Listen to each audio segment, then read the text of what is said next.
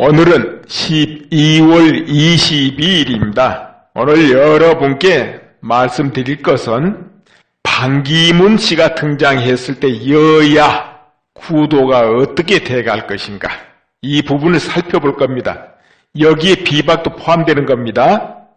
비박이 분당을 해 나간다 할 때, 탈당을 해 나간다 할 때, 왜 이 시점에서 이 이야기를 하게 되는가는 뒤에 들어보면 알 거예요. 우리는 지금 무슨 반기문 씨 대선 여야 이거 살필 시기는 사실 아닙니다.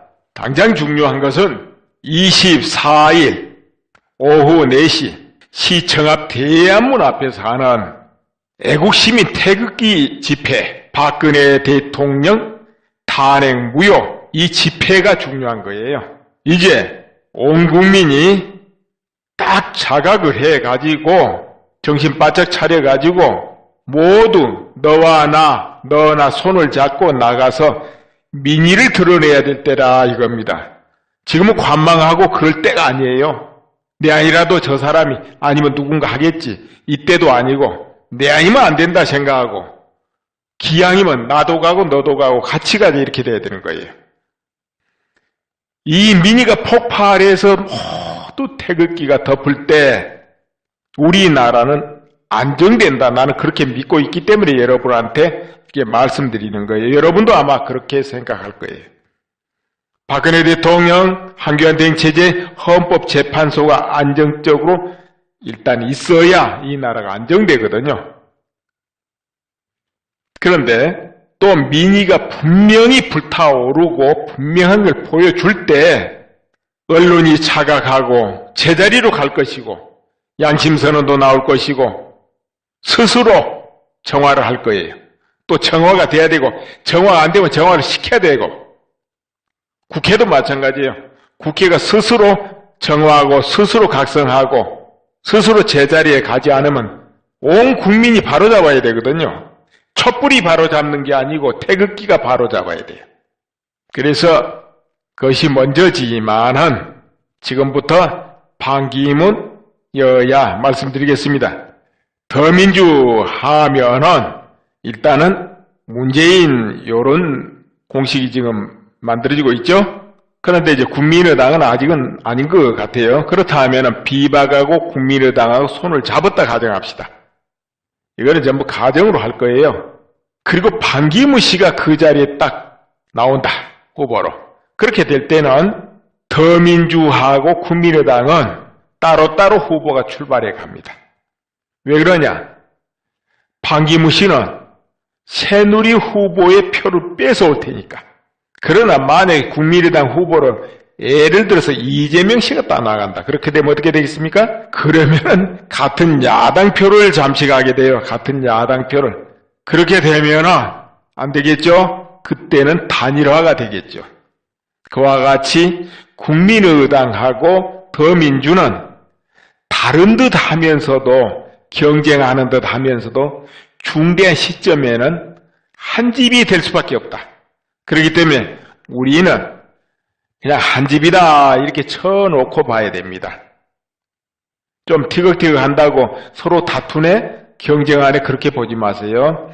그냥 중요할 때는 같이 움직일 것이다, 이렇게 보세요. 실제로 또 그렇게 했지 않습니까, 지금까지.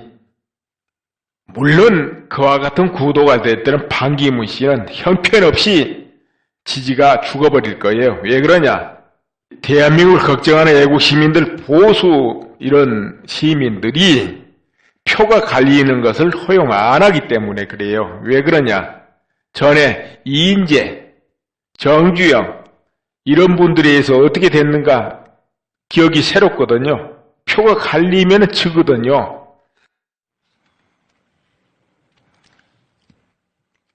반기문 씨는 기구에도 당장에 어느 쪽하고 선택하지 않겠죠. 좀 더 관망을 하고 관망할 것입니다. 그런데 그래도 새누리 쪽 이래야 되겠구나 하면은 새누리당에서 출사표를 쓸 수가 있습니다. 그렇게 되면은 오히려 비박이 도로 같이 가자 이렇게 할 수가 있어요. 이제 그때부터 애국 시민들이 누구를 선택할 것인가는 애국 시민들이 각자 잘 생각해 봐야 되겠죠. 그렇게 된다면 또 분위기 여의치 않아서 비박이나 국민의당 아니면 국민의당 비박 합당 어떤 형태로 되고 안기문 씨가 거기에 출사표를 쓸 수도 있다는 것. 이렇게 우리가 살펴보게 됩니다. 물론 반기문 씨가 어떤 형태로 내세울 때는 일종의 신당 형태가 될 것이죠. 신당 형태. 지금은 반기문 어떤 지지가 많이 나옵니다. 왜 그러냐? 새누리당에 뚜렷한 후보가 없다 이런 것도 있고 박근혜 대통령이 반기문 씨를 좀 가까이 한 그런 부분도 보였기 때문에 그렇게 나옵니다. 그렇지만은 박근혜 대통령 탄핵 소추안이 가결되고 그 전후로 반기문 씨가 짧게 몇 마디 했습니다. 그런데 박근혜 대통령이 한 번이라도 옹호하고 그런 발언이 있었습니까? 그런데 어떻게 믿을 수 있겠습니까? 믿을 수 없지요? 원래 사람은 위기 때 알아보는 거거든요. 언제든지 중요할 때. 그때 발을 빼거나 하면 믿을 수 없는 겁니다. 내가 보는 반기문 씨 성향은 내가 잘못 볼 수도 있습니다. 그러나 내가 보는 반기문 씨 성향은 대통령으로서 그런 자질은 아니에요. 예를 들어서 당수를 잘한다, 국무총리를 잘한다 이런 경우도 대통령이 됐을 때하고는 다른 겁니다. 엄연히 세계가 다른 세계입니다. 그거는. 근데 반기문 씨는 대통령으로서 그 어떤 기질 자질은 아닌 것 같아요. 내가 볼 때는 그렇게 봅니다. 그리고 성향이 그야말로 두리무실 둥글둥글해요. 그 경우는 어디 가나 처세가 원만하고 적은 안 만듭니다. 그렇지만은 통치자는 그런 성향이면 곤란해요. 통치자는 때로는 강력하고 통찰력 있고 결단력 있고 명서가면서 책임감이 강해야 돼요. 애국심도 물론 좋아야죠. 그리고 어떤 경우도 흔들리면 안 돼요. 딱 보는 견해가 딱 서면은 이럴까 저럴까 왔다 갔다 하면 이건 통치자로서는 아닌 겁니다. 특히나 지금 한국과 같은 실정, 지금 전시와 같은 이 바탕에서는 정말 명석한 눈으로 한국 현재 실정이 어떻게 돌아가고 있는가 이거 명확해야 돼요. 근데 그게 안 보인다 하면은 이건 아니죠. 반기문 씨 한마디 한마디 들어보면 한국 실정을 모르는 것 같아요. 물론 알면서도 말을 안 할 수도 있습니다. 알면서도. 그리고 딱 자리가 잡히지 않고 이쪽도 좋고 저쪽도 좋고 원만 통합 이러다 보면 큰일이 나요. 지금은 절대 그럴 시기가 아니에요. 그와 같이 만약 해버렸을 때 어떤 일이 벌어질까 보세요. 자, 예를 들어서 대통령이 됐습니다. 그러면은 적당히 통합 두루두루 이렇게 해버린다. 그럼 어떻게 되겠습니까? 반기문 씨는 절대 인연 세력이 없어요. 정치계도 마찬가지 자유우익에도 없고 군부에도 없고 어디에도 없습니다. 본래 오래 인연 맺어놓은 세력이 없다 그겁니다. 홀로예요. 그러면 여기도 좀 뽑고 저기도 뽑고 이렇게 두루두루? 그럼 좋을 것 같죠? 전혀 안 됩니다. 그러면 왜 안 되느냐? 그러면 그 끈끈한 힘으로 세력으로 뭉쳐있는 좌에 그냥 밑에 먹혀버려요. 자기 세력으로 완벽하게 포진을 할 수도 없기 때문에 그냥 먹혀버립니다. 홀로 떠버립니다. 그럼 공중에. 그러면은 이 보수 애국 세력들이 찍어주고 어마어마하게 후회할 거예요. 거의 넘어간 것과 다름없는 상태를 보여버려요. 그렇게 되면. 여러분 상상해 보세요. 여러분도 판단해 보세요. 상당히 위험하지 않겠습니까? 그래서 장차 새누리 후보는 정말 제대로 강한 사람 나와야 돼요. 외부에서 초빙을 하든 어떻게 하든 정 없으면은 홍준표 씨도 못 나올 게 없고 김진태 씨도 돼요. 김진태 의원.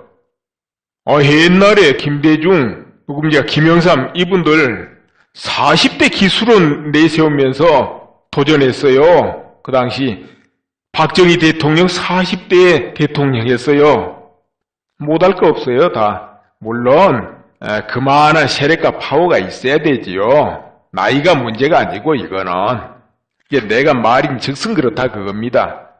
지금 한교안 고난대행도 굉장히 단단하게 믿음직스럽게 하고 있지 않습니까? 그러나 왜 내가 한교안 대행은 언급을 안 하느냐 하면은 고난대행이기 때문에 그래서 안 하는 겁니다. 아무튼 간에 누구든 좀 흔들림 없고 강력 분 나오면은 다 거기로 직결되고 지지율 팍팍 뜨게 되고 그렇게 돼요. 내가 볼 때는 그래요. 그래서 국민의당 비박 반기문 아니면 비박 반기문 이런 구도가 내가 볼 때는 쉽지 않지 않냐 이렇게 봐야 돼요. 물론 지금은 될 것 같아요. 그러나 정말 새누리당이 제대로 딱 애국당으로 태어나면 다 무너질 거예요. 따라서 애국 시민들은 정확하게 꿰뚫어보고 정확하게 움직여야 돼요. 만약에 휩쓸려서 아무데나 꽝꽝 찍고 그러면은 그 책임 자기한테 돌아오는 거예요. 그게 현혹됐든 속았든 간에 과보야 자기한테 돌아오지 누가 받아줍니까? 월남이 패망할 때 월남 국민이 전부 현혹돼가지고 넘어갔잖아요. 속았잖아요. 그리고 받는 거 누가 받았어요? 결국 국민 전부가 받았잖아요. 그걸 누가 대신 받아줍니까? 속아서 그렇든 뭐하든 과보는 이유 없이 그냥 물리적으로 오거든요. 너는 속았으니까 내가 봐주마. 과보란 물건이 그렇게 안 하거든요. 오늘은 이 정도만 할 것입니다.